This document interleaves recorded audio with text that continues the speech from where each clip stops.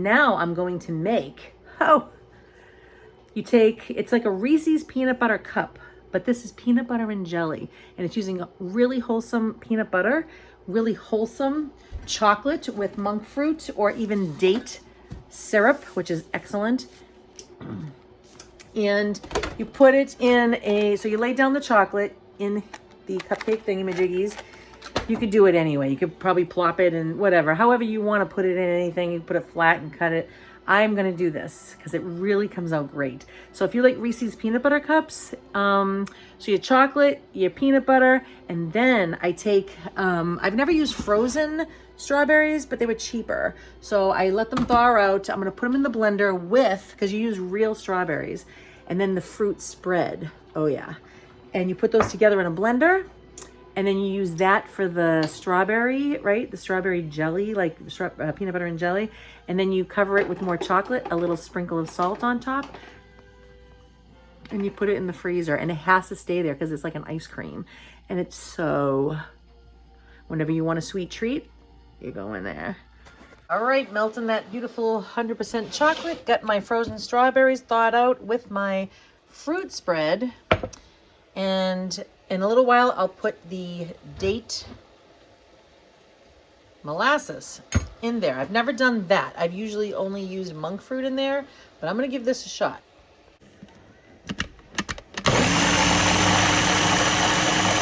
I did add some gluten-free flour just to make it somewhat like, I know it doesn't look thick, but you know, you can add, and I don't know, I probably added a cup, but you know, I'm not trying to give you an amount.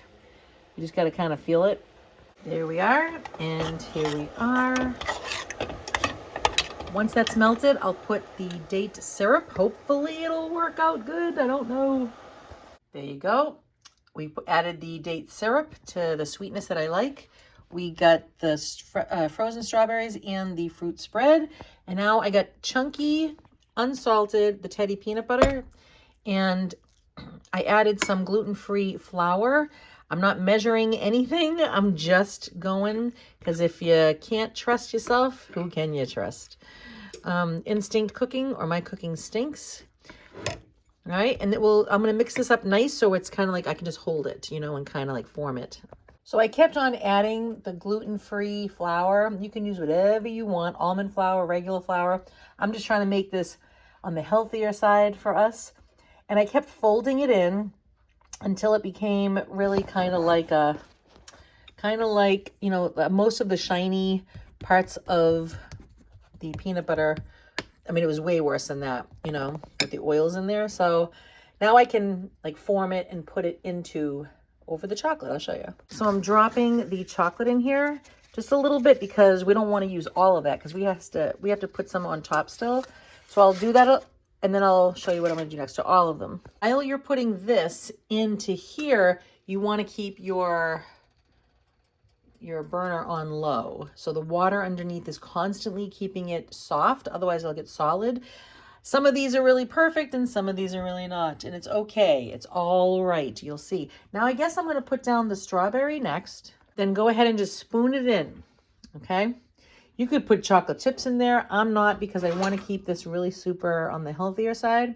So I just gave it a good, you know, soaking of a good spoonful of all the strawberry. And when you eat this ice cream, it is going to be like a Klondike bar where it kind of falls apart on you as you're eating it. So it's okay. Now I'm going to form the peanut butter and put it on top.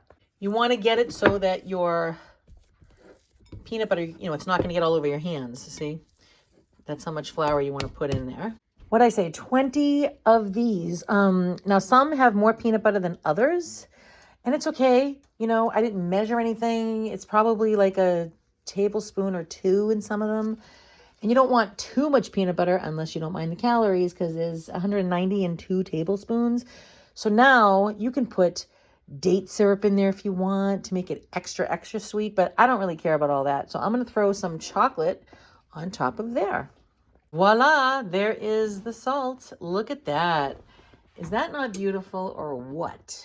Okay, you want to, if you have well, I don't like saying sweet tooth because you can control yourself, but when you really want something sweet, This is it. And then when you freeze it and you take it out, it is going to fall apart in your hands to some degree, and it's going to just give you that perfect satisfaction, and it's going to be really good for you. So except for these ones here, you got to be a little bit more careful, but it's amazing flavor. That date molasses, this date molasses is incredible. There we go. Do your thing now.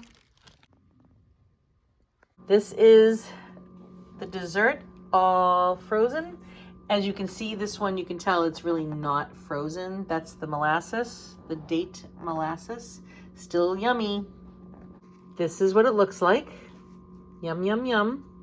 Wow. That is so good. And look, it doesn't really fall apart. Too bad. Not at all. This one didn't. Mmm. A nice ice cream. Oh, wow. Mm-hmm. Perfect.